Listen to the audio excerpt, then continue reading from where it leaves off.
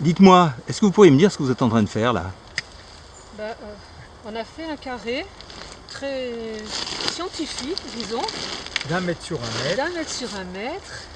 Sur ce mètre carré, on va d'abord relever la quantité de galettes après un premier nettoyage des grosses palettes de surface qu'on a fait déjà préalablement. Les morceaux qui restent en profondeur d'année en année, cumulés vraiment d'année en année. Ah, Et après cette terre, 20 cm de profondeur. ouais, cette terre, on va la tamiser et on va tenter en plusieurs carrés successifs de trouver des traces de plomb qui sont forcément... On a un double gabarit de tamis et on enlève d'abord le plus gros, tous les déchets, qu'on va évidemment ramener sur le site initial parce que même si on obtient un terreau magnifique, c'est blindé de plomb par contact, hein, puisque les autres, on essaie de les C'est extraire. le deuxième tamisage. J'essaye d'extraire au maximum la terre. C'est une Et grille de beaucoup plus garder, fine, c'est ça? C'est la grille la plus fine. Ouais. Il faut bien appuyer pour bien faire sortir toute la terre. Il va me rester des boules.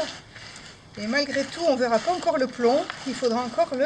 Vous avez là ce qui subsiste après 2 tamisages successifs. Tous ressemblent, hein, mais à l'intérieur de la plupart des petites boulettes en terre, il reste les plombs. Mais tout ça, il faut le passer à l'eau pour extraire vraiment les plombs. Donc c'est des multiples visibles. lavages.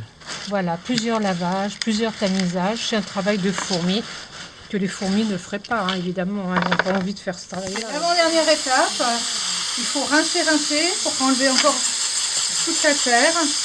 Il restera encore des petits cailloux avec les plombs. Donc ce sera plus facile de trouver les plombs. Là, on commence à les voir apparaître. Je dirais. Donc ça c'est la phase de récupération des plombs dans les derniers matériaux qui ont été lavés.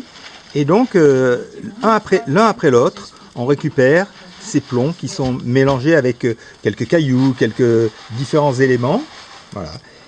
Mais en fait, des plombs, il y en a beaucoup, puisque là, on en récupère, on les met de côté, et ça c'est juste une petite partie, et comme ça, on aura à la fin l'ensemble des plombs récupérés sur le mètre carré.